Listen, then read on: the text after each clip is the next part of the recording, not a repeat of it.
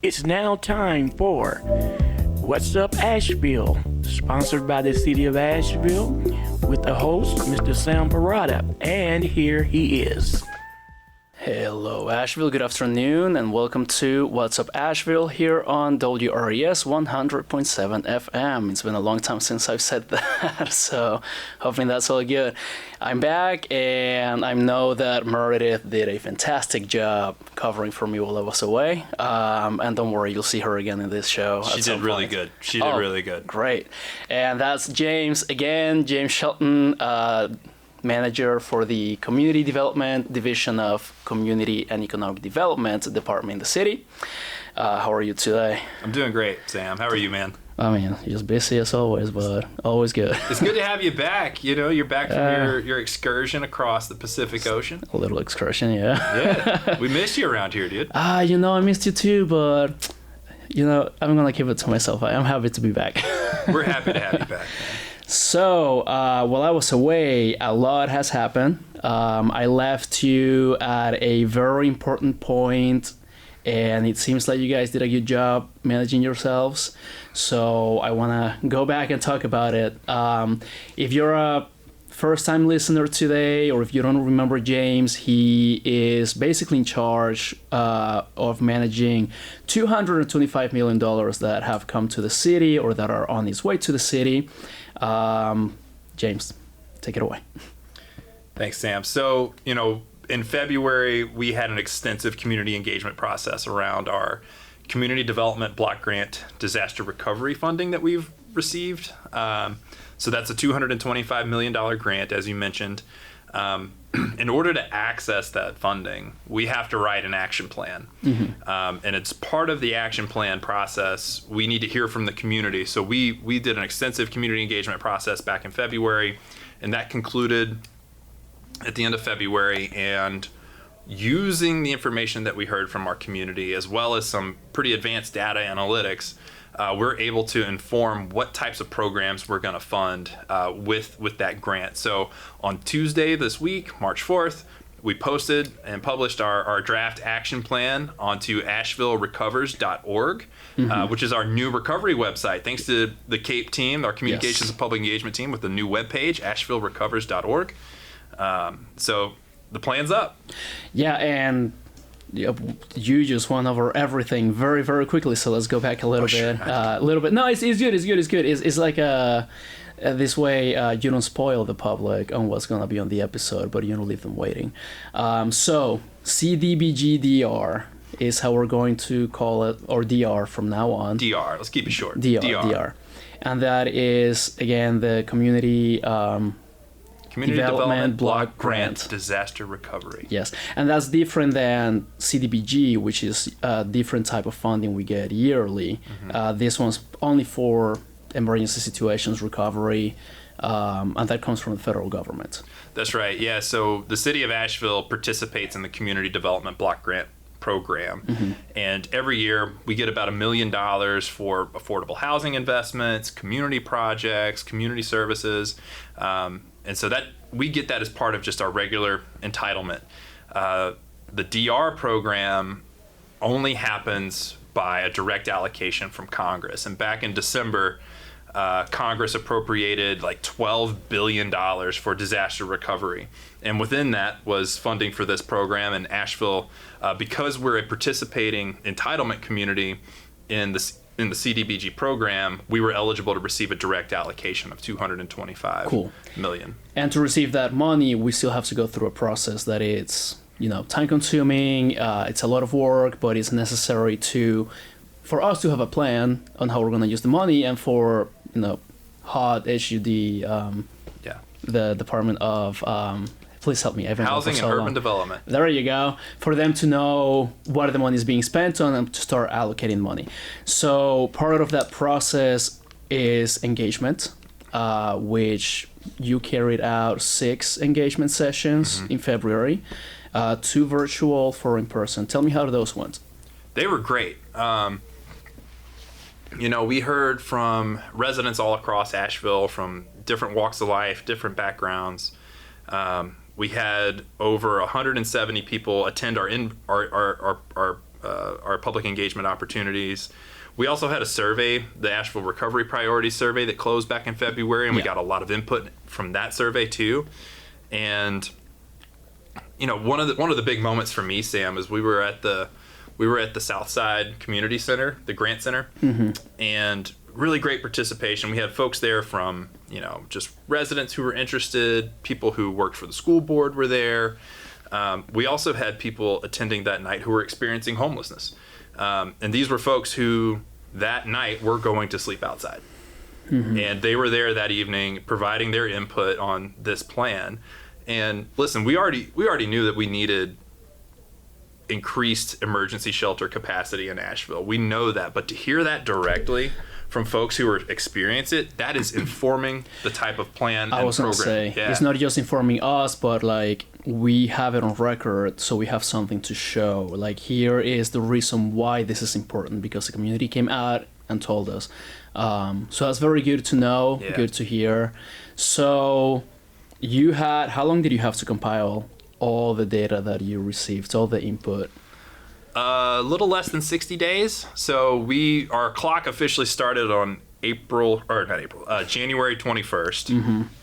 But we started working well before that. So we knew that this allocation was coming.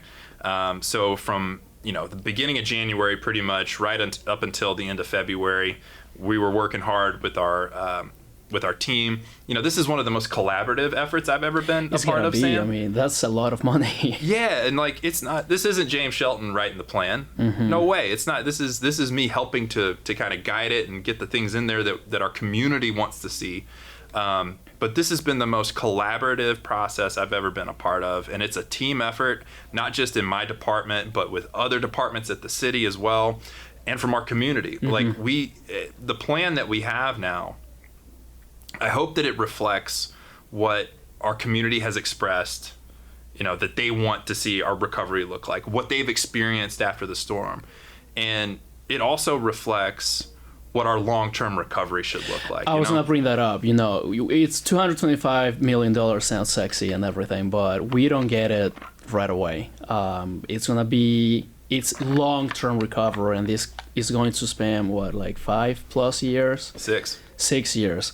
So, it's exciting to have the money, but we also need to be patient and set expectations that, yes, we want to do the best for it. So that's why the plan is in place, alongside the draft plan.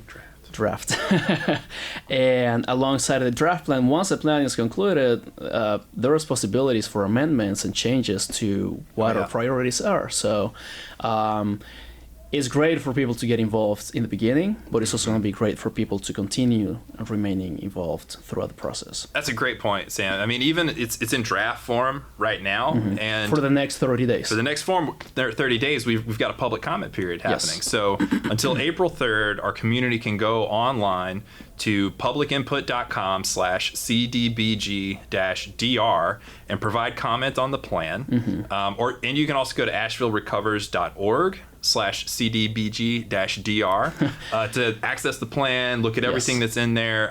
You can get to either one of the resources at either of those links. But that was all my doing. I just want to take credit for that. I've been gone for a while, so I got to start chipping in somehow. Okay.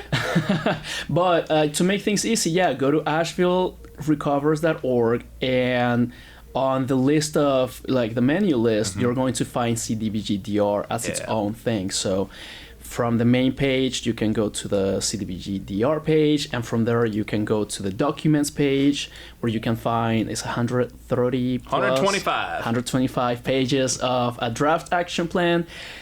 Do your best to read it. It's a lot of information, or find the parts that matter the most to you. Read about it, and then from the same pages you can go to the public input page where you can leave your comments. And the beauty about that is that any comment you leave, any question, James and his team will answer them. You'll be able to see questions and comments from other people, and you can see the responses that James and his team replied to them as well. So hopefully throughout this process, we'll get a pretty good idea if we're on the right track based on what the community wants, or if we need to make some changes, and then that happens in April. Yeah. So all the comments we receive, you teed it up great, Sam. So like, we're going to respond to every comment that we receive. Let folks know, that we're responsive to what they're giving us. But also, like, if we change what's in the plan as a result of a comment that we get, we're going to indicate that in our plan. Like, hey, this was changed in here because we heard that this needs to be a little bit different, a little bit tweaked. So we'll indicate that in there. Can I do a public service announcement? Please. So as part of our public comment period, we've got 3 in-person sessions coming later this month. Yes. So these public input sessions, public feedback sessions is really what they are, is the community now has our plan. We encourage you guys to read it, look at what's in there, leave us comments online, or also come to or both. Both. So the public feedback sessions will look at the entirety of the plan, the whole plan. It's to inform the community about what's in there, but also hear feedback on what's in there. And each of them will have a focus on a particular area of the plan. So on March 19th, we'll have a session focused on housing, and that'll be at the Harris Cherokee Center from 6 o'clock to 8 o'clock in the evening in the banquet hall. On March 24th, we'll have a session focused on economic revitalization, and that's going to be at the Radical Hotel in the River Arts District in the Golden Hour Restaurant, which is just a cool name for a restaurant. It is when I was typing that, so I was like, man, this place sounds rad. I haven't eaten there yet, but I think I definitely need to go eat. But that March 24th at the Radical Hotel Golden Hour Restaurant from 10 a.m. to 12 p.m. And the last one will be on March 26th, and that's focused on infrastructure. And that'll be at AB Tech's Ferguson Auditorium from 10 a.m. to 12 p.m. So all of these 3 sessions are 2 hours long because, it's a lot of information to go through, and then opening the forum for the public to leave feedback. Do you have yet an idea of how exactly it's going to go? Like, tell me about it. Like, what can I expect as a member of the public showing up to the housing information session? Well, first thing is there's going to be snacks. Oh, great! There will be snacks. So we don't want people showing up and like being too hungry. So we'll make sure that there's snacks provided. So yeah, it's the first thing is that we want to give folks a rundown of like what's in the plan. How have we used the feedback and the input that we've heard, prior to writing it, while we've been writing it, and then show folks this is what we plan to do over the next 6 years implementing these programs. And then we want to hear from the community, like, what did we miss? What can we do to enhance these programs? How can we further like refine them to really meet those needs of our community? And then with each session, it'll be focused like on housing, infrastructure, economic revitalization. We'll dig a little bit deeper into the specifics of those programs and want to hear from our community, like, how can we really target these programs to have the impact we need? Okay, so I don't have to show up to all 3 to hear about what's in the plan for all 3 of them. I just show up to the one that I care the most about. You still tell me about economic revitalization. You still tell me about infrastructure, but you really focus on housing. Yeah, so at all 3, you can come to any of them and learn everything you need to know about the plan. We're just going to have a more focused discussion on one of those topics at each of them. Yeah. And then you'll welcome feedback. We'll welcome feedback on the whole thing. Yeah, perfect. For sure. Okay, so thank you for that little announcement, and I'll bring it up again at the end just for people to get a little bit more incentive to show up. So right now, the open comment period, what kind of questions or feedback are you expecting? Or better yet, what is it that you need to be the most helpful for you to work on the actual action plan? Yeah, our plan as it's written right now is fairly broad. So we've got some programs that we're proposing, funding. But as far as like the specifics about how to target those programs and the kind of projects we might implement, that's not in the plan. And there's a reason for that. We want to give ourselves the opportunity to hear more from the community and be strategic about how we're specifically going to implement them. So that's kind of what we want to hear is what are the kinds of projects that we should be looking at. So for example, we're proposing... I was going to ask, actually, if you... I know the plan was released just 2 days ago from the moment of this recording. how much of it have you had a chance to like really go over? The whole thing?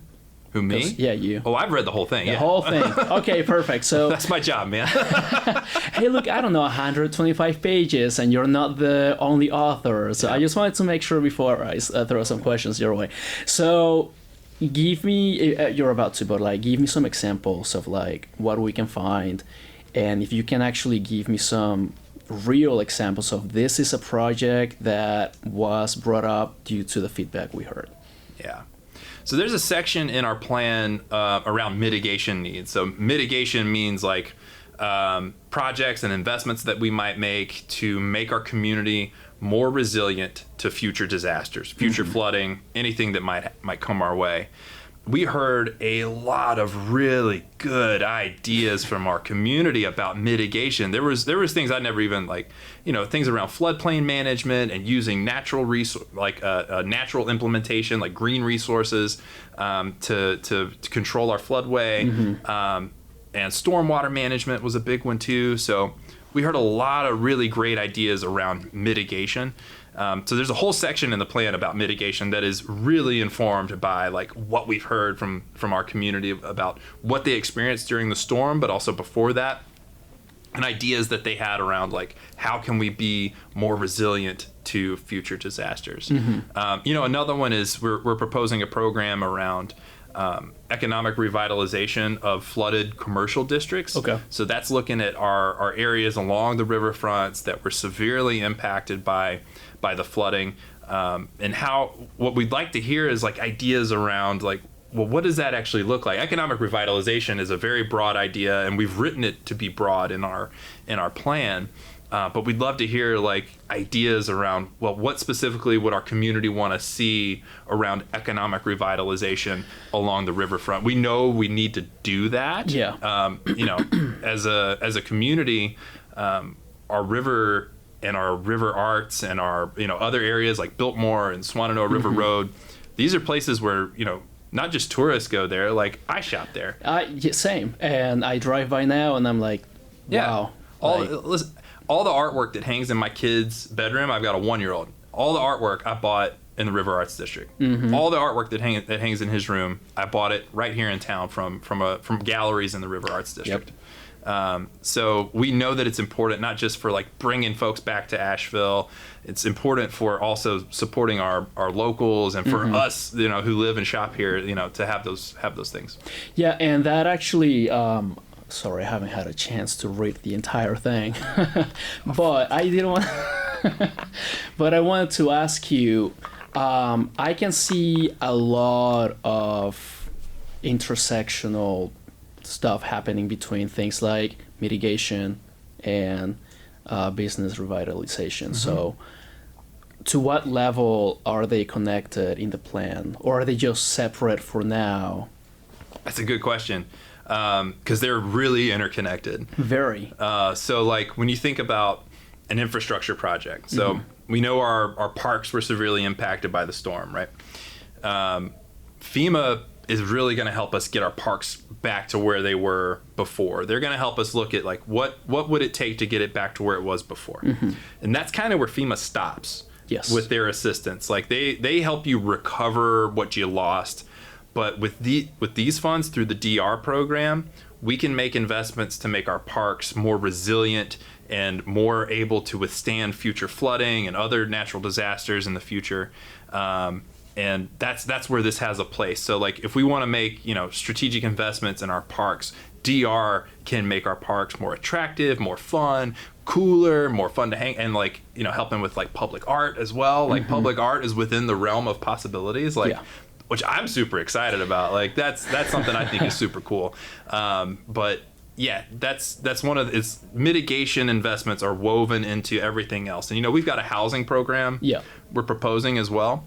So if the city invests funds in an affordable housing apartment complex, for example, we've got a affordable multifamily housing program in our plan. And part of that is making sure that there are mitigation investments in there. So how do we make that apartment complex more resilient to future disasters. Yeah, and the example that I was thinking is, how do you make business owners who want to open up shop in a flood area like feel confident to do it? So that's where the whole mitigation thing started. So that's pretty cool. I mean, and if you have more ideas that James has not gone over, go to public input and type them out. Publicinput.com. Publicinput.com. CDBG-DR. CDBG-DR. Yeah, it's a mouthful. I know it. I'm still getting used to it. Okay, cool. So right now we're in that 30-day period, and the last day to leave comments is April 3rd. That's right. Because then a few days after is your birthday. I remember. You gonna put my birthday on the radio, dude? Well, I mean, you know. I'm not saying the exact date, but City Council is later on that April 8th. week, April 8th. That's when City Council happens. Wink. And that's when you are supposed to submit the plan to City Council for approval. Yeah. So the finalized version. The finalized version, as it stands right now. So, yeah, our public comment period ends on April 3rd. April 8th, we're going to take our final plan to council, and with their approval, we'll be able to submit that to the Department of Housing and Urban Development for their review. And that due date is the 21st. 21st of April is the hard stop, gotta get it done deadline. So April 8th sets us up well with the city council schedule to be able to meet that deadline. Yeah. And so this is all to say, oftentimes people can feel, and rightfully so, that the city is doing too much engagement. And that we are not hearing what they're saying. Hopefully, on this specific project, because it's so important, we're showing that why we're doing so much engagement, why it's taking so long, and that your feedback is being heard and it's actually being implemented in the project. Because 100+ people showing up in person to those meetings, I'm pretty sure they had plenty to say. Yeah, and it wasn't just, it wasn't just those meetings that inform it. We directly engaged with key stakeholder organizations here in town. I met with the Coalition of Asheville Neighborhoods to hear representatives of all the little pockets of Asheville around their needs. We met with the Economic Development Coalition. We met with the Housing Authority to hear all kinds of different perspectives on what our community's needs are. And we hope that that's reflected in the plan. And, another thing I'll mention is that, on April 8th, that's when we're taking the quote unquote final plan to council. This plan will have to change over time, right? So we're still super early in our recovery. And our data that we have that informs this plan, it's getting updated all the time as our recovery evolves. So we know we're going to have to go back and reevaluate this plan. HUD wants us to do that. They want us to go back and amend and be strategic. Because if we find that we put funds toward a certain program and it just doesn't get used, you better believe we're going to reallocate that somewhere else so that it gets activated for our community's recovery. Yep. I mean, $225 million. I can think of plenty of things to do with that, and I will not run out of money. So you should submit public comment. Like you even Sam Parada can go online and submit public comment. Now you're gonna be looking for my comments. I will. I was talking more for it's just so much money in 6 years. So you have a team of 3. 5. I have not met 2 of them. I feel like. We've got 1 remote employee, but okay, I've got a team of 5. That's probably why. So you have a team of 5, including and then you. Yep. How are you going to make sure this money is spent well and spent efficiently and to its conclusion? Because that's a lot of money for that few amount of people. Yeah. So it's a great question because I can't do it alone, and I'm not dumb enough to think that I can do it alone, Sam. I'm dumb enough for a lot of things, but not that. A lot of things, but not this. It's a huge responsibility, and we've already started having conversations, not just with my division and my department, but we're talking across the board with the city organization to figure out how do we staff up to be able to make sure that we're abiding by HUD's rules Yeah. and the federal requirements. Like, that's number one. That's where we're going to start with our staffing, is making sure that we're going to be able to comply with the requirements of this program. That's number one. The second thing is we're going to look to staff up with program implementation. So our three main categories are economic revitalization, infrastructure, housing. We're definitely going to need some folks in-house to come help us run those programs. Yep. So we're having those conversations right now in my department, and also with our human resources department, with our finance team. So we know that, like, as it stands right now, we're not ready to like do this thing, but we are all ready, and it's super exciting to think about, like, what is this going to look like going forward as far as, you know, managing this from the city's perspective. Right. There's a lot that to be excited about, but there's a lot that we have to be very, very, very responsible with too. Yeah, I mean, and that goes with, like, you know, transparency. Like, yeah. where is the money going? There's no secrecy on how this money is being spent. And then on top of that, I know that the opportunity to partner with agencies, local agencies, to help us spend the money is also part of the program. Yeah, so I mean, let me touch on the first thing you mentioned there a second ago about transparency. You know, when you look at a lot of other organizations, local communities who have received this type of funding through this program, putting a dashboard together and putting that on your website, that's something I'm totally wanting to do. We'll get there. I know it's a work. It's a lot of work, but, like, you know, for our community to be able to go online and see, like, hey, where have recovery funds been invested, you know, around our community. You know, having a dashboard with a map that says, like, this is the funds we got, this is where we've put it, and this is what it's gone to. I'm excited to see that happen, and it's definitely, like, it's a little bit farther down the road than where we are right now. We got a ways to go before we're at that point, but that's a priority for me and my team, is to, like, this needs to be extremely transparent. I want our community to know exactly where every dollar of our recovery funds through this program goes. So thanks for bringing that up. The other thing you mentioned was our ability to partner with other organizations. So, like, the city does a lot of things really well. Yes. We also don't do a lot of things at the city, right? So there's organizations and partners in our community that are really good at doing certain things.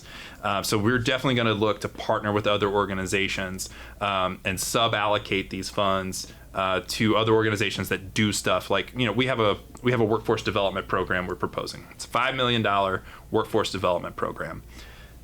Does the city staff do workforce development? Nope, that's not what we do. But there are organizations in our town that do workforce development really well, and we're going to be able to rely on those partners to achieve the outcomes that we want to see through this program. Perfect. And so you call it a collaborative effort, and that's exactly what it is. It's not just the city. It's not just your department, and it's definitely not just you. So don't be calling and emailing James if you're angry at him, but I'm sure he'd be happy to receive your happy phone calls. You can email CDBG-DR at asheville.nc.gov, and either myself or my team will be happy to answer questions. And that's another source of feedback. So you can email him, well, not him, but, like, his team, CDBG-DR -DR, always remember the dash, at asheville.nc.gov. Send an email, and part of the feedback, let us know how we're doing, give us ideas.